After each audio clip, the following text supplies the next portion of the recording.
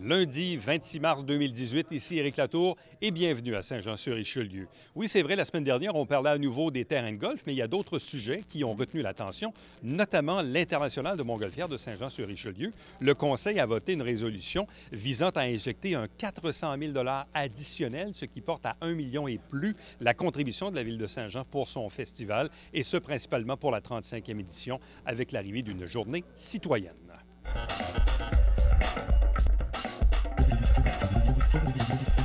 Nous allons débuter aujourd'hui avec Mme Mélanie Dufresne et nous allons tourner vers la gauche.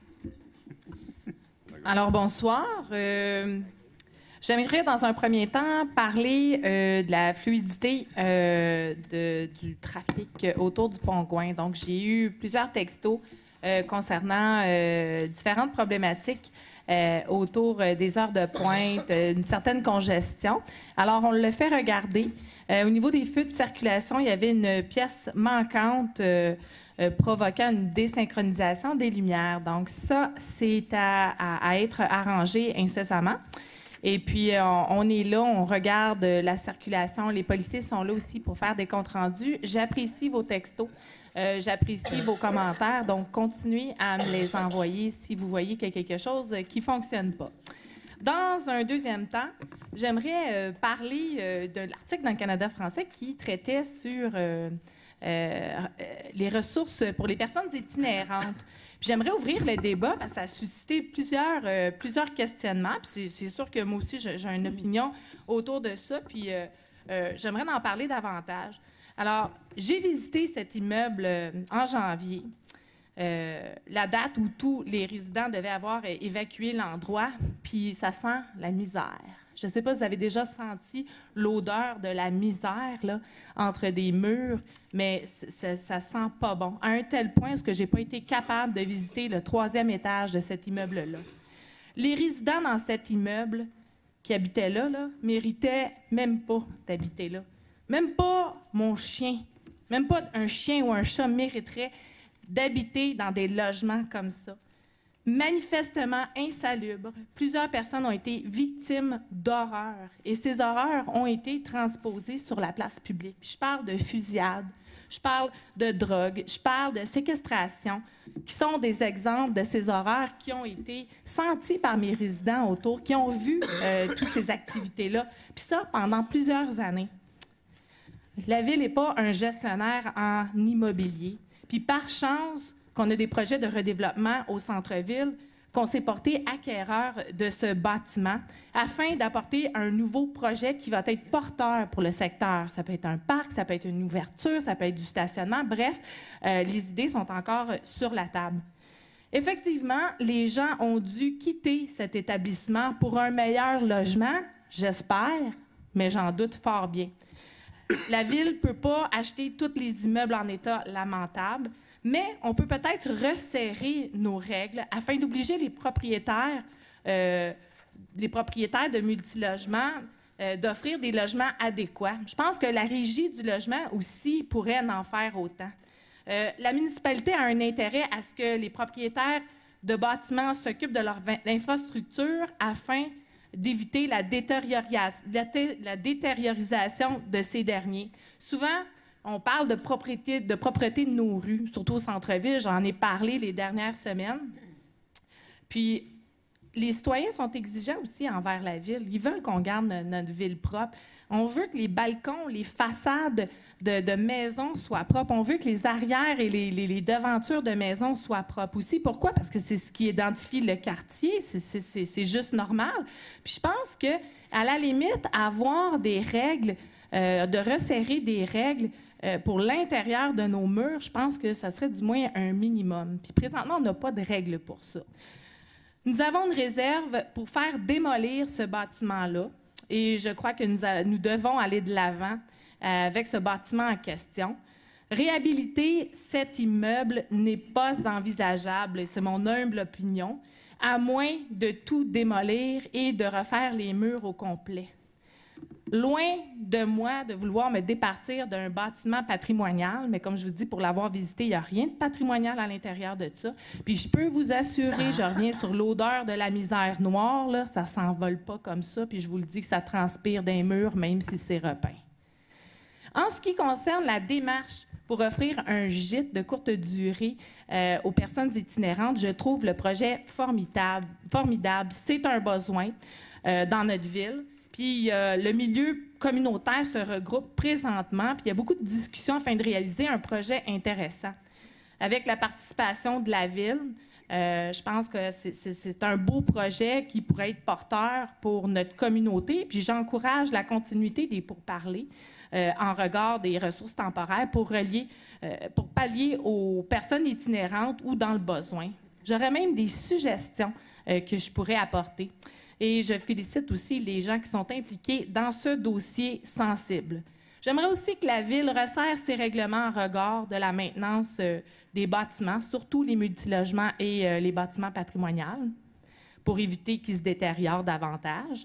Et puis, en conclusion, les personnes vulnérables devraient, à mon avis, être localisées proches de services qui pourraient améliorer leur qualité de vie. Donc, des cliniques, du transport en commun. Moi, je pense que si on est pour faire un gîte pour personnes itinérantes et qu'on veut qu'ils se réhabilitent dans la communauté, moi, je pense qu'on a intérêt à mettre ça proche de services qui seraient serviables pour eux.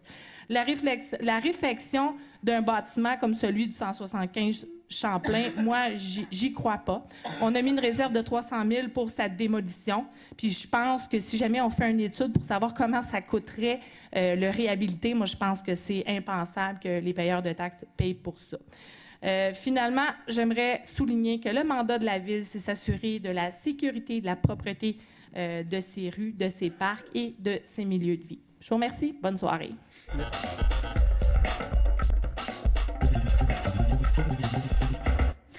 En premier lieu, je voudrais parler du Petit Bernier. J'aimerais que la direction générale prenne en note de demander aux ingénieurs de la Ville d'aller faire une expertise sur le chemin du Petit Bernier. On a vraiment des problèmes. Personnellement, je trouve que c'est non sécuritaire. C'est pas nécessairement une question d'asphaltage. Oui, il y a des fissures, là, mais puis il y a quelques trous aussi, mais le problème du Petit Bernier, c'est sa largeur, puis il n'y a pas d'accotement. Il n'y a pas d'accotement du tout à bien des endroits. C'est excessivement dangereux. Si on circule tout près du 436 Petit Bernier, il y a une courbe presque en 90 degrés et il n'y a pas d'accotement et il y a des ponceaux qui sortent de chaque côté. Si quelqu'un, le soir, puis il y a beaucoup de circulation sur le Petit Bernier, souvent il y a les gens qui partent du golfe, Vallée des Forts, qui passent par là pour s'en retourner. Fait que ça va assez vite. Fait que je trouve que c'est très dangereux.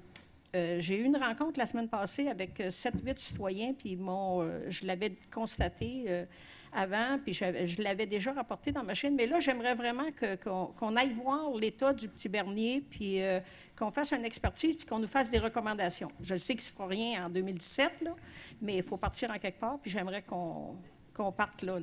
2017? En 2018. Merci. Il y avait des souffleurs en arrière. Non, ça va trop vite, c'est pour ça. Mon dernier petit point, Monsieur le maire, le 19 de février, j'ai demandé ici en Assemblée publique le suivi sur une résolution. La résolution numéro 2017-10-07-32, c'était la demande de remboursement d'une partie des frais d'honoraires de M. Bessette. Le 12 mars, le soir du 19 février, vous ne m'avez pas donné de réponse. Le 12 mars, l'Assemblée suivante, je m'attendais à une réponse, j'en ai pas eu. Eh bien, moi, j'ai pris l'initiative de poser la question à la direction générale et je vais lire la réponse pour le bénéfice des citoyens. La mise en demeure a été effectivement expédiée et reçue et le délai de 30 jours est expiré. À ce jour, aucun remboursement n'a été reçu de la part de M. Bessette. Ça, j'ai aucun problème avec ça. Ça revient à M. Bessette, c'est ses affaires. D'autant plus que la direction générale a été avisée par la mairie au lendemain des élections que le dossier devait être suspendu, c'est-à-dire un moratoire. Suite à mon intervention en Assemblée publique, le dossier a été, les procédures judiciaires sont reparties, ont été entamées. La question que je me pose maintenant, Monsieur le maire, c'est est-ce que vous aviez le pouvoir d'arrêter une résolution du Conseil? C'est la question qui reste en suspens dans le moment. Merci. Merci, Mme Marcoux.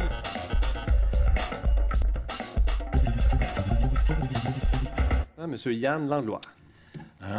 Quelques commentaires ce soir. Premièrement, j'ai trouvé ça très plaisant ce soir. Merci, Alain, de ta flexibilité à la dernière minute. On a 3 jeunes personnes, 3 jeunes étudiantes ce soir. 4. 4, excusez-moi, j'ai dit 3. Hein? Merci, Alain, une chance, t'es là. Donc, 4, je tiens à les nommer. Puis, je veux juste être sûr de ne pas me tromper. Noémie Laurence Deschamps, c'est bon, hein? Et Élodie Lemaire et Daphné Desmarais. Je trouve ça vraiment le fun que nos jeunes s'impliquent puis ils veulent savoir un peu au niveau de la politique. Donc, je vous salue, je vous souhaite une bonne séance. Puis c'est normal que vous quittiez un peu après un moment donné. Ça, c'est vraiment correct, mais je vous salue. Puis je trouve ça vraiment le fun de voir des jeunes s'impliquer. Puis j'invite tous les gens et tous les jeunes qui veulent bien nous contacter à travers, soit par email, soit par numéro de téléphone, sur nos sites, à nous contacter. Ça va nous faire plaisir de participer avec vous et vous faire vivre ce que c'est la politique chaque jour. En tout cas, moi, c'est toujours très, très, très agréable. Deuxième des choses, je m'en allais pas en parler ce soir, mais Mélanie, moi, je trouve que ça, c'est... j'étais avec Alain tantôt, lors de discussion, lors d'une question d'une des étudiantes. Puis souvent, lors de politique, lorsqu'on a fait de la politique, on a souvent mis dans notre mandat, dire densification, centre-ville, l'importance de revitaliser notre centre-ville, puis densifier le plus possible, donc de monter en hauteur, d'aller, de faire du loyer, faire des loyers accessibles. Je trouve qu'actuellement, notre focus est bien plus... Je suis désolé, mais actuellement, notre focus n'est pas à la bonne place. Je pense qu'on devrait ensemble transférer nos énergies au lieu de le mettre strictement sur des golfs à s'obstiner, qui est ce soir, je veux dire, au moins les choses sans ligne. On devrait mettre notre focus sur notre centre-ville, revoir qu'est-ce qu'on peut faire, s'assurer d'être un bon partenaire avec les entrepreneurs qui ont des idées géniales, justement, pour ces gens-là et pour ces jeunes-là, pour appuyer puis revitaliser notre centre-ville puis s'assurer de faire la densification. Je pense que notre focus en fait de ville, on le fait lors de notre parade électorale. Bien, actuellement, je pense qu'on devrait faire pareil puis s'assurer de pousser ça puis de mousser ça plutôt que de continuer puis à faire du focus au niveau de l'étalement urbain. Fait que c'est mes commentaires pour ce soir. Fait que, Mélanie, je te lève mon chapeau là-dessus. Je trouve que c'est un très bon point, puis on peut avoir plaisir d'appuyer au niveau du centre-ville.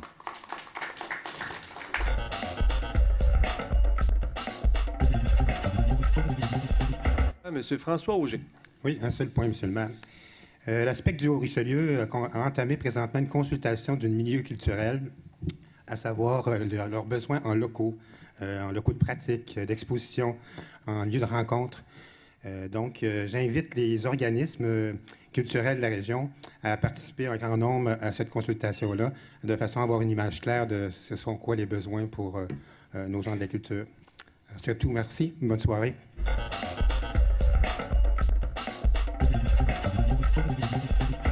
Madame Claire Charbonneau. Bonsoir tout le monde. Juste un point ce soir. Moi, c'est un questionnement plutôt que des commentaires ou quoi que ce soit. Nous avons ce soir la présentation du procès-verbal du comité exécutif.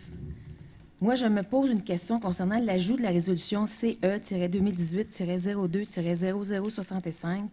J'aimerais que vous m'expliquiez, Monsieur le maire, ce que veut dire cette résolution quand on dit de mandater à toute fin que de droit les avocats de vos avocats pour s'enquérir de l'état des dossiers juridiques externes de la Ville, à l'exception de tous ceux reliés à la résolution 2017-10-0732 et concernant directement ou indirectement M. Justin Bessette, pour procéder à transmettre au comité exécutif une opinion sur l'état de ces dossiers avec des recommandations, afin que, suite aux recommandations reçues, le comité exécutif puisse donner des instructions appropriées chacun des dossiers aux avocats concernés. Je ne comprends pas, j'imagine que c'est pour avoir d'autres opinions sur des dossiers d'avocats qu'on a eus, mais je ne comprends pas pourquoi on exclut le dossier M. Bessette, sachant très bien que ces dossiers nous ont coûté à la Ville environ 175 000 $. Fait que je me questionne sur cette résolution-là. j'aimerais un éclaircissement. Merci. Merci, Mme Charbonneau. Monsieur Jean Fontaine. Oui, bonjour à tous. J'ai eu 3 petits points très rapides. Ce soir, on va voter une résolution concernant les montgolfières. Quand on va la voter, je vais lire les considérants, puis je vais expliquer davantage ce point-là quand on va y arriver. Deuxième point, dans mon congé pascal, j'entends rencontrer les gens de la rue Saint-Antoine que je n'avais pas rencontrés pour leur demander leur ouverture, leur opinion concernant la réfection de leur rue. Je parle d'ajout de je vais par le dire. Je parle d'un ajout de bordure et de refaire les égouts pluviaux. Ce qu'on doit savoir, c'est que la rue Saint-Antoine, ça fait partie de quelques rues, dont Roman, Beaulieu et compagnie, qui partent de Jacques-Cartier puis qui s'en vont vers le bord de l'eau. Aucune de ces rues-là, notre bordure, n'est vraiment urbanisée. Et je sens qu'il y aurait un oui possible là, de personnes qui résident dans cette rue-là pour refaire leurs infrastructures. Alors, je compte aller consulter ces citoyens-là que je n'ai pas vus depuis l'élection pour essayer de leur vendre leur projet, puis je vais vous revenir avec ça très rapidement. Je terminerai, M. le maire, en disant que j'ai lu dans le courrier, puis là, ça ne venait pas du journaliste, là, je tiens à le dire, là, mais j'ai lu certaines opinions là, qui m'ont un peu là, surprise, oui, puis dérangé, mais c'est pas... moi, dans le fond, ce que je veux dire, mon mot, c'est que ce soir, on s'est tous entendus. Oui, c'est possible de le faire. Vous allez voir, quand la résolution va passer, ça va passer de façon unanime. Donc, on a pris le temps de se parler. On a pris le temps de se parler pour la consultation pour les golfs. Puis moi, je suis très content qu'on soit arrivé à un consensus. Puis, M. Savard, je pense que vous faites une bonne initiative de rencontrer vos citoyens. Je pense que c'est en se parlant qu'on se comprend. Hein? Donc, moi, je pense que la Coalition Saint-Luc devrait faire la même chose, devrait émettre ses opinions, mais correctement, pour ne pas brusquer les gens, là, parce que j'ai lu ça, puis j'ai été quand même surpris là, de la gravité des propos. Donc, en tout cas, moi, je pense qu'avec quand on se parle, on se comprend. Puis, quand on a une bonne ligne de communication, c'est plus facile d'en arriver avec des accords. Donc, voilà, je vous remercie de vous être déplacés, puis bonne séance.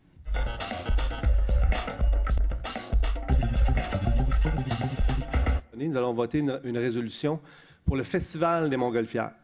Donc, ce soir, on va voter pour ajouter une contribution financière de 400 000 donc une somme que la municipalité verse à l'International des Montgolfières. Donc, cette somme-là de 400 000 s'ajoute au montant de 680 000 que la municipalité avait déjà prévu verser au festival. Donc, ce qui va porter la contribution municipale à 1 080 000 pour cette année, pour l'année 2018.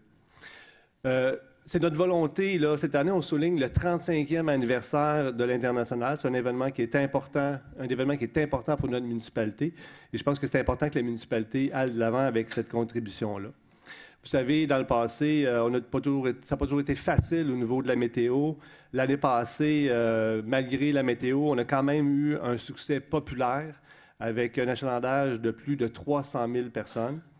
Évidemment, il s'agit d'un événement, c'est le principal élément de notoriété de notre municipalité. C'est un fort moteur touristique pour Saint-Jean-sur-Richelieu.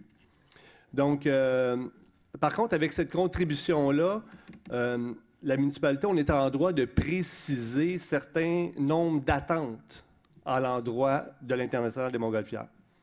D'abord, il n'est pas question de signer un chèque en blanc aux organisateurs. Les 6 dernières éditions du festival ont été déficitaires. L'année passée, en 2017, le déficit s'établissait à 300 000 302 000 Donc, on avait versé 675 et il y a eu un déficit de 302 000 Donc, pour croire à la viabilité de cet événement-là, bien évidemment, il faut qu'on puisse opérer celui-ci sans faire de déficit, évidemment, et non, surtout pas de déficit de façon systématique. Donc, je souhaite, M. Fontaine, que l'édition 2018 se fasse sans frais, donc qu'on n'ait pas à dépasser ce montant-là de 1 080 000 Comme vous savez, mon équipe politique a parlé tout au long de la campagne électorale que nous souhaitions que les Joannais, les Joannaises soient fiers de leur festival, qu'ils se sentent, qu'on développe le sentiment de fierté, que les citoyens se réapproprient leur événement. Donc, la Ville, par ses taxes, contribue financièrement, appuie cet événement-là. Donc, il me semble de bonne loi qu'il y ait un retour, finalement, aux payeurs de taxes, aux citoyens de Saint-Jean-sur-Richelieu.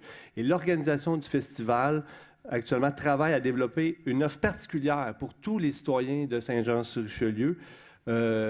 Donc, pour justement redonner aux citoyens. Donc, les détails de cette offre-là on est en train de la développer. Ça, les détails seront dévoilés un petit peu plus tard.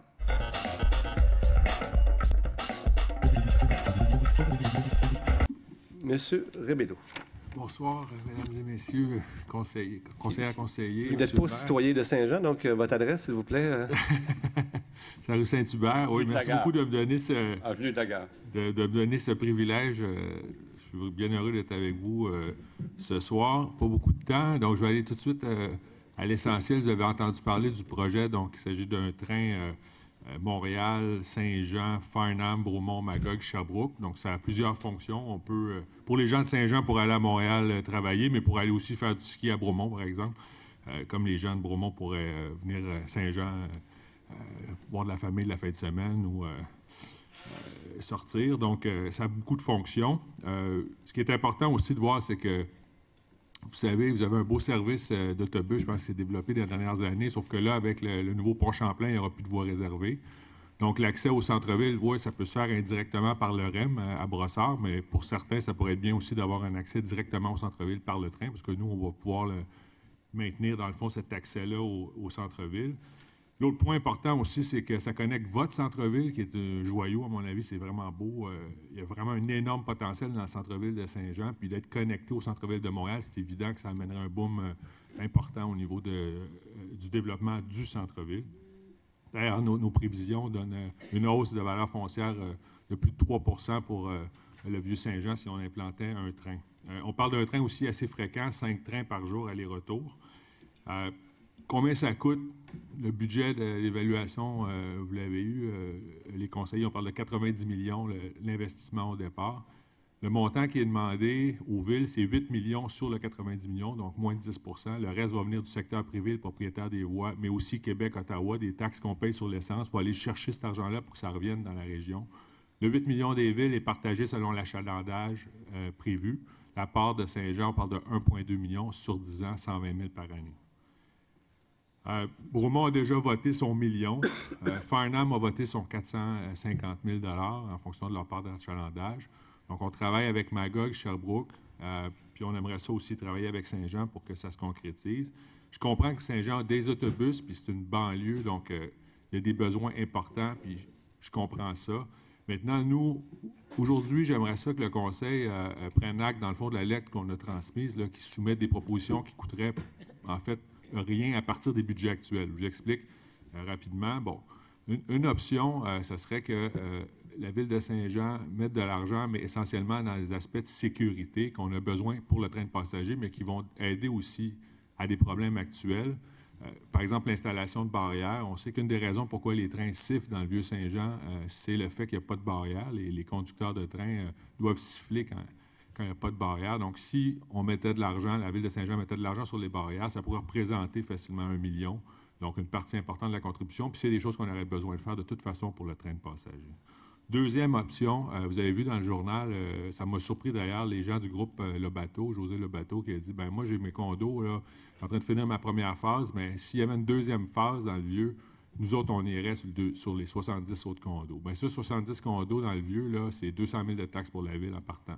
Donc, ça pourrait être plus élevé que ce que coûterait le prix du train. Donc, une option pour le Conseil, ça pourrait être de rendre conditionnel un nouveau projet immobilier. Dans le fond, le train a un nouveau projet immobilier dans le Vieux-Saint-Jean. Parce que pour M. Lebateau, c'est clair, s'il y a un train qui connecte centre-ville de Saint-Jean au centre-ville de Montréal, ça change beaucoup la dynamique pour son investissement immobilier. Je l'ai rencontré aussi il y a 2 semaines, puis il m'a dit, oui, je suis vraiment intéressé. Il va sûrement prendre contact avec l'administration de la Ville là-dessus. Troisième possibilité aussi, vous savez, quand on dit qu'il va y avoir une augmentation de la valeur foncière, il y a certains qui pourraient miser là-dessus. Dans le fond, des investisseurs, je parlais par exemple aux gens du Fonds de solidarité. Les gens du Fonds de solidarité pourraient dire, OK, nous, on va le mettre le million que la Ville ne veut pas mettre, Mais par contre, si la valeur foncière de Saint-Jean, du Vieux-Saint-Jean, augmente plus que l'indice des prêts à consommation, on va se rembourser sur l'investissement qu'on a fait. Puis à ce moment-là, on peut leur donner un rendement. On peut leur donner un rendement, par exemple, de 10 %. Mais là, c'est un risque. C'est-à-dire que si le train arrive et qu'il ne se passe rien dans le Vieux-Saint-Jean, bien, ils ont perdu. Mais si le Vieux-Saint-Jean boum, bien, ils vont faire 10 % de rendement. Puis c'est la ville qui va, dans le fond, perdre un peu de taxes, mais elle n'aura pas pris un risque. Donc, il y a possibilité de développer, puis ils m'ont dit qu'ils étaient intéressés à un outil financier dans ce sens-là. On appelle ça la captation de la valeur foncière. Donc, c'est une possibilité. Donc, il y a plusieurs possibilités. Fait que moi, ce que je voudrais, M. le maire et les gens du conseil, c'est qu'il y ait quand même un exercice là, qui soit fait. Oui, on a fait une étude de faisabilité, mais maintenant, un deal financier qui pourrait fonctionner. Puis je vous dis aussi, le maire de Bromont et le maire de Farnham sont vraiment intéressés à ce que le projet se fasse. Puis c'est évident que, bon, on peut toujours ne pas arrêter à Saint-Jean, mais ça serait bizarre. Si on passe à Saint-Jean, aussi bien arrêter. Il faudrait que tout le monde se mette ensemble et trouve une solution qui pourrait répondre aux attentes de tous. Donc, je vous remercie d'avoir pris le temps de m'écouter ce soir, puis je souhaite qu'il y ait une discussion approfondie qui soit faite dans les prochaines semaines là-dessus. Merci à vous, M. Rebello.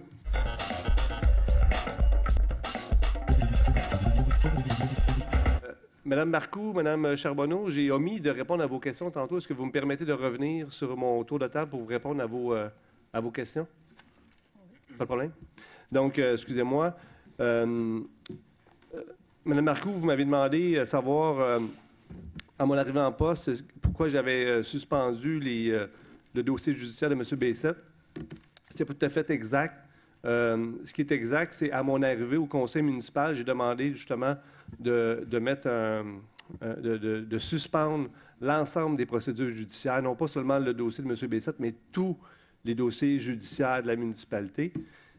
On a vu plus tard dans les mois, j'ai dévoilé les différentes tarifications, les différents frais d'avocat que la municipalité payait.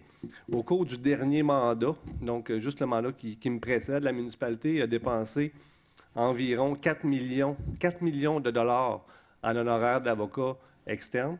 Donc, avant même d'avoir vu les chiffres, je savais que la municipalité payait beaucoup d'argent en honoraires d'avocats. Donc, ma volonté était de revoir justement l'ensemble des stratégies, de revoir l'approche que la municipalité avait dans l'ensemble de ces dossiers-là, évidemment dans l'objectif de diminuer les frais payés par les contribuables. Pour ce qui est du dossier plus spécifique de M. Bessette, effectivement, je souhaite, je pense, comme la majorité des membres du Conseil, de favoriser un règlement par un mode alternatif que les tribunaux. On préconise évidemment un processus tel la médiation. Je pense que ce qu'il faut éviter, c'est que les sommes que la municipalité devra engager pour récolter les sommes réclamées, donc ne viennent pas, que les sommes que la municipalité paye ne soient pas plus élevées que les sommes qu'on va réclamer. Donc l'idée, c'est de favoriser un autre mode d'alternative qui va être beaucoup plus économique pour l'ensemble des contribuables de la ville de Saint-Jean. Donc ce dossier-là suit son cours et je sais que les différents partis sont en pourparlers, je crois.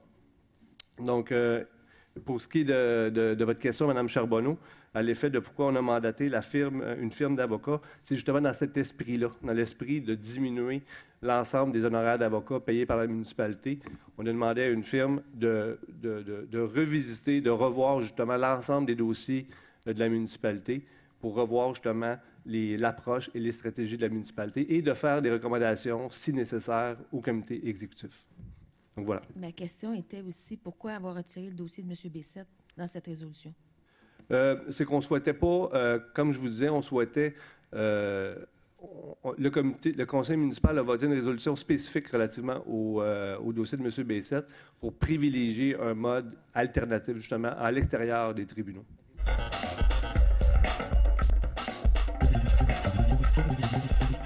Merci d'avoir été là. On se fixe rendez-vous la semaine prochaine alors que nous allons vous présenter de nouveaux extraits de la prochaine séance du Conseil prévue pour le lundi 9 avril 2018. Entre-temps, si vous désirez nous joindre, faites-le par courriel à ericlatour en un mot à commercial.tvhr9.com.